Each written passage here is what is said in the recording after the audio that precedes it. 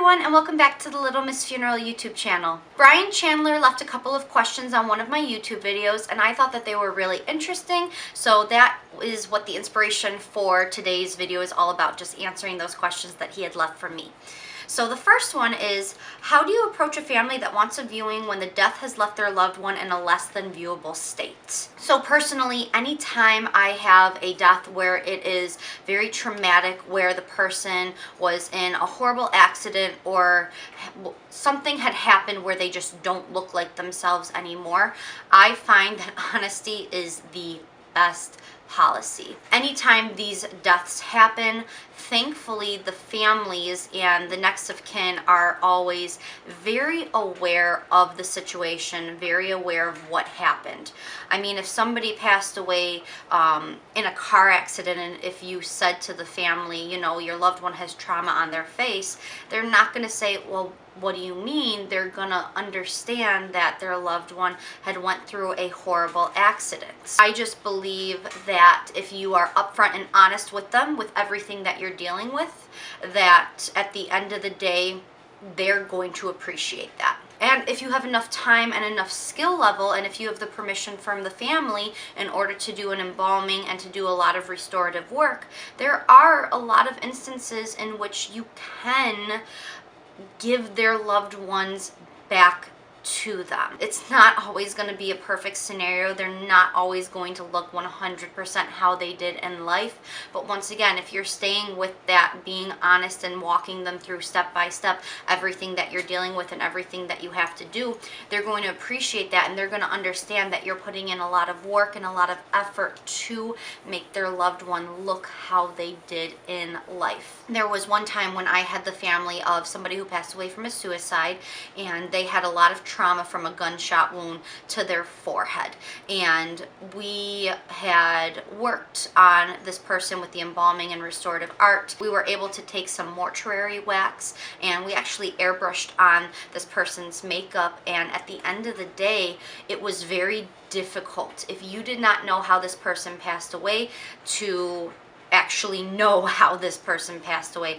Obviously, the immediate family knew where that trauma was, but for other people who would come in for the calling hours, they really didn't have a good idea of what had happened, because we were able to hide a lot of that. Now, there are going to be extreme instances where no matter what you do, there's nothing that you can do. I had a person who passed away from a car accident, and the car actually caught fire.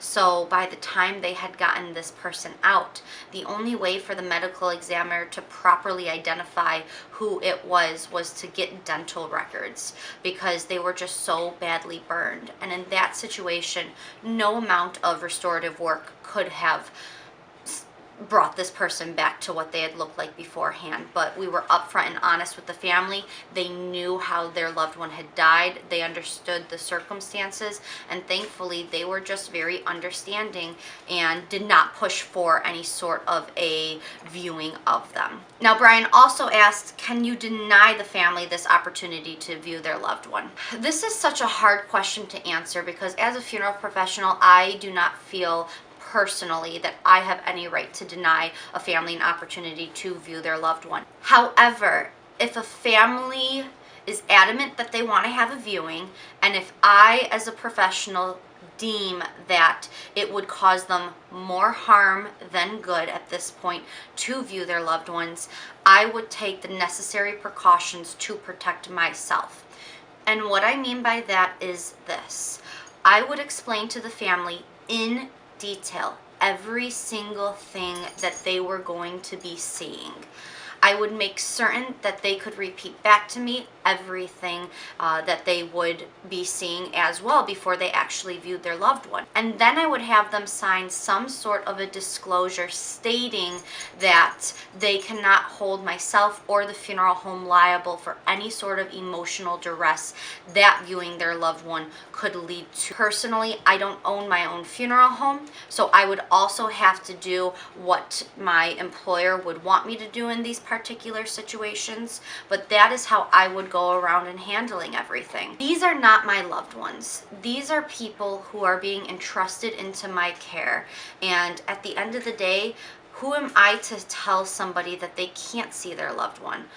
I can advise them and I could hope that they listen to my professional opinion, but if they are still very adamant that they want to see them, I would just have to make certain that I'm taking the proper steps then to protect myself and my reputation.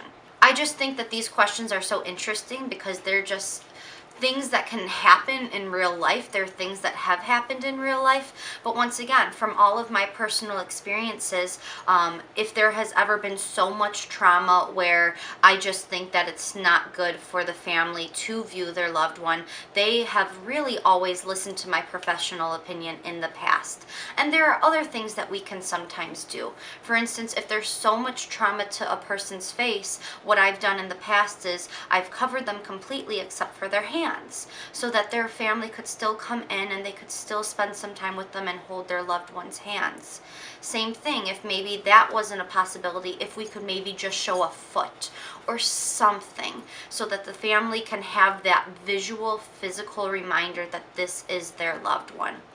I am a huge advocate for viewing the deceased, and if there is ever a opportunity in which I just feel like it's going to hurt a family and cause more harm to their grief and to complicate things for them more so on top of losing somebody in a traumatic situation, I'm going to be vocal about that and I'm going to speak up, because the welfare of not only the deceased but of the families that are coming to me is of the utmost importance to me. I want to help people. I don't want to do anything that's going to cause them more harm when they've already going through losing somebody that they love. I once again want to thank Brian for leaving me these questions. If you all liked this video, you can always give it a thumbs up. Do not forget to subscribe so that you don't miss out on any videos that I put out in the future. And once again, thank you all so much for watching. I will see you all next time.